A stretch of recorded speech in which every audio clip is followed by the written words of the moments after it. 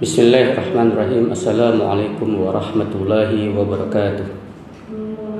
Alhamdulillahirabbil alamin, wassalatu wassalamu ala asyrafil anbiya'i wal mursalin wa ala alihi thayyibin wa ashabihi al-ahyar ajma'in wa man tabi'ahum bi ihsan ila yaumiddin. Amma ba'd. Saudara muslim yang dimuliakan Allah dimanapun berada, alhamdulillah kita sampai pada hari yang kelima di bulan Ramadan tahun ini. Semoga ini adalah perjalanan yang indah yang akan kita kenang nanti di masa-masa yang akan datang dan tentunya di akhiratnya kelak. Kemarin kita telah membahas tentang islahul qalb atau perbaikan hati, perawatan hati, servis hati secara berkala sehingga memastikan hati kita merupakan hati-hati yang selamat, hati-hati yang baik, yang dengannya kemudian juga akan berdampak pada kehidupan kita yang baik. Sebab bila hati itu rusak, bila hati tidak berfungsi dengan baik, maka akan mengganggu keseimbangan kehidupan kita dan tentunya akan melahirkan sikap, tutur dan laku kita yang tentunya juga tidak baik. Saudara muslim dimanapun berada, pada kesempatan kali ini kita akan melanjutkan tentang beberapa hal yang penting untuk kita hindarkan atau beberapa kondisi tentang hati yang penting untuk kita antisipasi agar kita tidak memiliki hati yang semacam itu. Maka tema kita pada kesempatan kali ini adalah terkait dengan kalau dalam bahasa Arab disebut al-qaswah dan al-ghaflah. Al-qaswah itu adalah sesuatu yang keras, beku gitu. Tidak tidak tergerak dan sebagainya. Adapun al-ghaflah itu itu sesuatu yang bersifat kelalaian, bersifat ketidakfokusan dan sebagainya. Baik, saya akan mengawali mungkin dari mana istilah ini, bahwa istilah-istilah ini sesungguhnya telah dihadirkan oleh Rasulullah melalui sabda-sabdanya yang kemudian kita pahami sebagai sebuah ciri dari hati-hati yang penting untuk kita hindari dalam diri kita, agar tidak ada hati semacam itu dalam diri kita. Ada sebuah sabda Rasulullah SAW yang beliau sabdakan dalam riwayat Imam At-Tirmizi. Beliau bersabda bahwa inna ab'adan nasi minallah al-qalbul qasi, bahwa sesungguhnya sejauh-jauh manusia, orang yang paling jauh dari Allah itu adalah orang yang memiliki hati yang keras. Nah, makanya al-qaswah itu sebenarnya dia adalah lawan dari kondisi di mana hati yang mau menerima nasihat, hati yang mau mengingat kematian, hati yang tergerak dengan ancaman-ancaman akhirat dan sebagainya. Maka orang yang memiliki hati yang keras, hati yang al-qalbul qasi tadi adalah orang yang dia tidak mau mendapatkan nasihat, dia tidak mau mengingat kematian, atau kematian itu buat dia bukan nasihat gitu. Ada orang mati cuek saja, tidak menggerakkan hatinya, dia tidak ingat dengan akhirat. Termasuk juga ancaman-ancaman tentang akhirat, tentang neraka yang bertebaran dalam Al-Quran dan hadis tidak menggerakkan dia untuk kemudian mengingat Allah, kembali kepada ketaatan, kembali memiliki ketakwaan dan sebagainya. Nah, jadi itu adalah hati yang penting untuk kita hindari. Jangan sampai kita memiliki hati yang qasi, yang qaswah, yang keras seperti itu. Nah, adapun al-ghaflah, hati yang lalai, kita mungkin bisa temukan dalam Al-Quran itu, misalkan dalam surat Al-A'raf dalam surat Al-A'raf ayat 28 205 Allah berfirman di situ, A'udzubillahi minasyaitonirrajim. Bismillahirrahmanirrahim. Wadhkur rabbaka fi nafsika tadarru'an wa khifatan wa dunal jahri minal qawli bil ghuduwi wal asal wa la takum minal ghafilin. Jadi Allah firmankan di sini, dan ingatlah Tuhanmu, wadhkur rabbaka, dan ingatlah Tuhanmu, fi nafsika, ya, dalam hatimu, dalam jiwamu, ya, tadarru'an wa khifah, ya, tadarru' ya dengan sepenuh kerendahan hati, ya, dan khifah sepenuh rasa takut, khauf, wa dunal jahri minal qawli bil ghuduwi wal asal, dan jangan kita, ya, jangan, dan tidak dengan suara yang keras, yang tinggi, ya, saat kita berzikir padanya, mengingatnya dalam waktu pagi dan petang, ya, artinya kita berzikir dengan sepenuh ketundukan, kesahduan, tidak teriak-teriak, tidak keras, yang justru hanya terucap tetapi tidak terasakan, gitu. Zikir-zikir yang kemudian hanya menjadi rutinitas, ritual, tetapi tidak meningkatkan spiritual kita. Nah, wala takum minal ghafilin, dan janganlah kalian menjadi bagian dari orang-orang yang ghafil, yang lalai, yang lengah, ya, yang abai dan sebagainya. Atau kita dapatkan juga nanti di surat Al-Kahfi, ya. Ini biasa kita baca pada hari Jumat.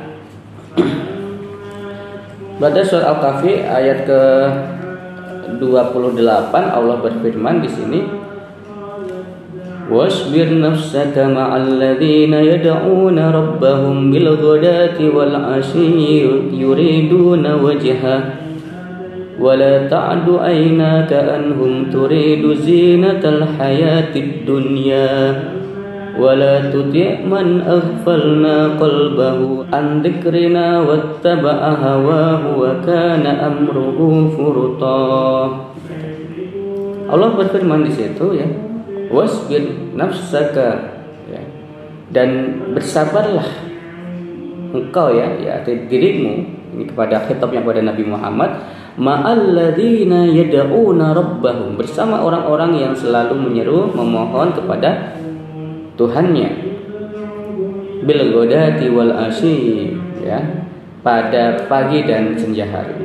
Jadi memang zikir pagi dan sore, ya, pagi dan petang itu memang bagian dari tradisi orang-orang soleh, ya, sesuatu yang memang rutin dilakukan oleh orang-orang soleh, dan itu menandakan bahwa dia selalu ingat pada Allah, ya.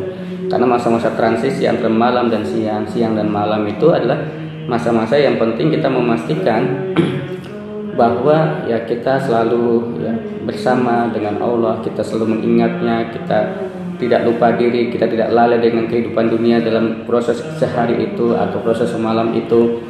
Nah, terlebih lagi memang itu adalah masa-masa pergantian malaikat siang dan malam, ya, dan yang dengannya kemudian kita ingin dipersaksikan oleh para malaikatnya ketika mereka berganti itu dalam kondisi yang terbaik tentunya, dan itu dalam kondisi zikir kita pada Allah.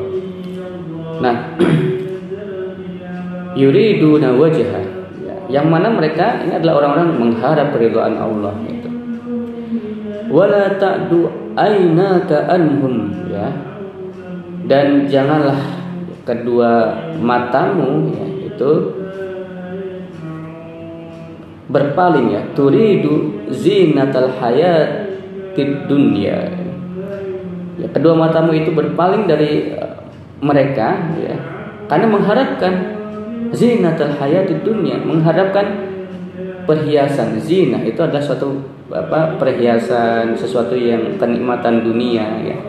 Wala tuti man aghfalna qalbahu, ya, dan janganlah engkau mengikuti ta'ah, ya, mengikuti siapa yang telah melalaikan kami, aghfalna qalbahu, yang hatinya lalai kepada kami, an dzikrina, dari mengingat kami, ya, maksudnya mengingat Allah, mengingatku, wattaba'a hawahu, wa kana amruhu furuta, ya. Dan kita juga ya tadi jangan mengikuti orang yang lalai hatinya kepada Allah, dan juga jangan menuruti keinginannya, ya.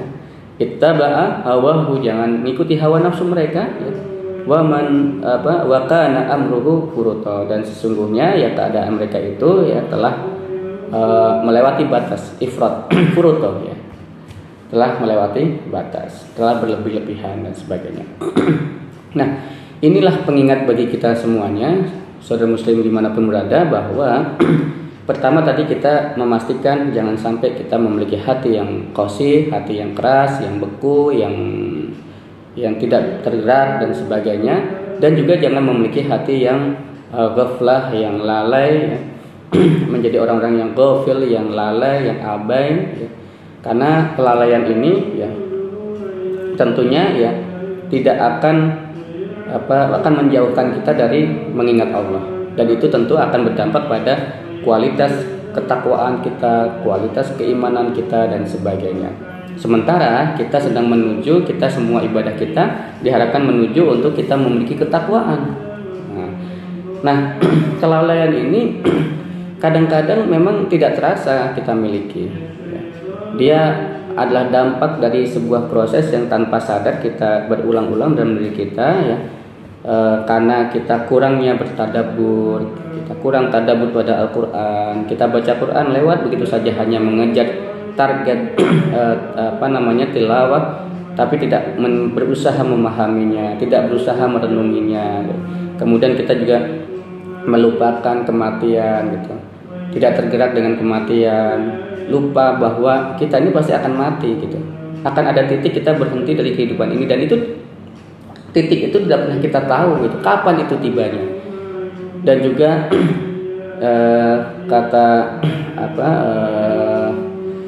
dalam kitab Nasaihud Diniyah itu disebutkan juga karena kita jarang datang ke majelis ilmu, gitu. Maka bersyukurlah bila kita memiliki majelis ilmu pekanan, apakah itu dalam majelis forum yang kecil, halaqah yang kecil, ataupun majelis yang besar, gitu.